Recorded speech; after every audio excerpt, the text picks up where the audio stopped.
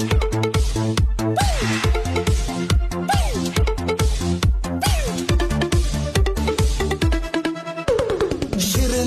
nəfəsin baxışları, tez-tez çağır canı yanmışları.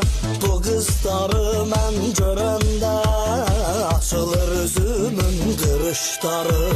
Hayıf subay vaxtlarımdan heç biri çıxmır yadımdan. Keçəmirəm ailə uşaqdan, düzü çəkinirəm arvadımdan.